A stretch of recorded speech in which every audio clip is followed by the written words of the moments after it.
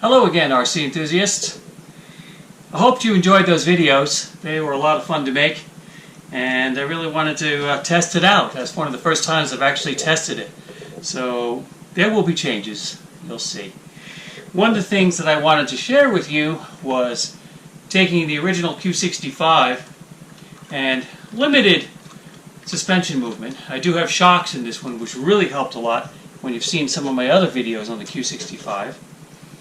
And I wanted to do another one where it's painted yellow, and of course a lot more travel on the wheels and articulation. So I was really happy with how that turned out.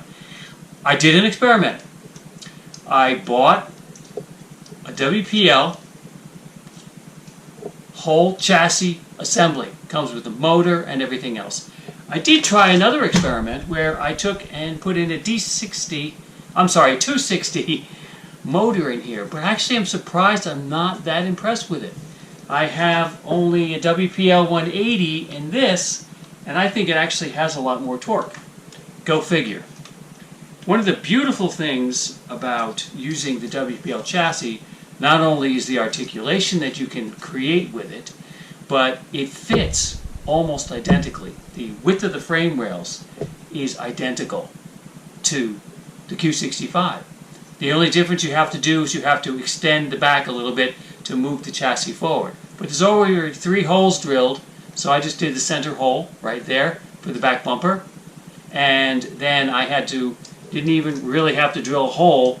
The holes that are already in this frame fit in this front hole. This is actually the Q65 frame rail. I'm sorry, it's not a frame rail, frame beam in there. So that worked well. I did also have to move the servo box forward a little bit. So there I basically just used the holes that were there and drilled into the plastic.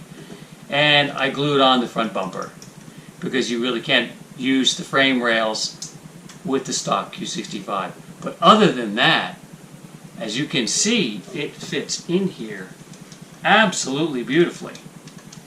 And it's literally, I'm using the same framing and everything, and it just snaps right in. So it's great.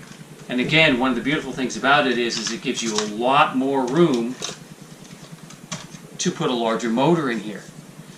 What I'm opting to do is I have an extra 2-speed transmission. Aha! So I'm going to try and fit that in there. I'm pretty sure it's going to fit beautifully. So this motor gives you the best low-end torque that I can imagine on there. So the other advent are the shocks, and using the WPL frame, but then I also bought the metal WPL differentials. Makes all the difference in the world. These are really, really nice differentials, and I like them a lot. With doing that, I had to modify ever so slightly. I had to just cut a little piece there, screw a hole in it, and a larger screw, and then we're fine. In these frame rails, I drilled holes, and so that I could angle the shocks back further, and which gives it a lot of good articulation in that sense.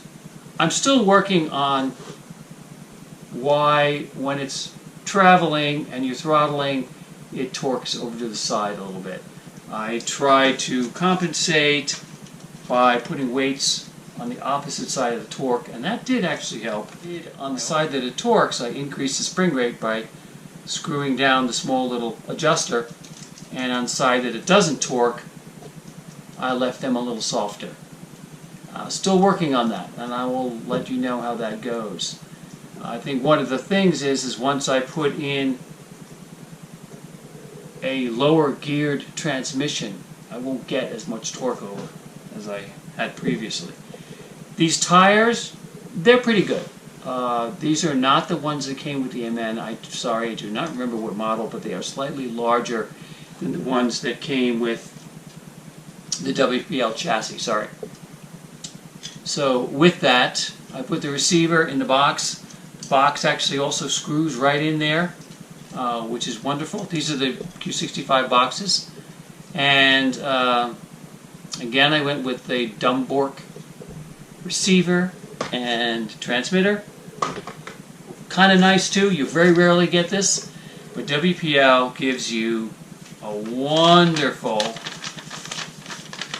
instruction sheet, and that's helpful, especially if you've never put one together. This is actually my third chassis I put together with WPL, and not to mention the WPL parts are really, really nice, especially the metal ones. I will say that the lights on the stock Q65 cannot handle a 7.4 volt battery, so they blew out. So I've got some other bulb I'm going to be bringing in and rewire that whole thing. So that should be rather fun. Other than that, I hope you enjoyed the video. A little side note, I just picked up a little while ago G500 MN, and this is a beautiful vehicle. I've already resprayed it. Didn't like that green, but I think the parts to this model are just amazing. I will call it a model because it is an RC, but it is a model too. I mean, it's quite impressive. So I am looking forward to putting that together. And you take care. Bye-bye.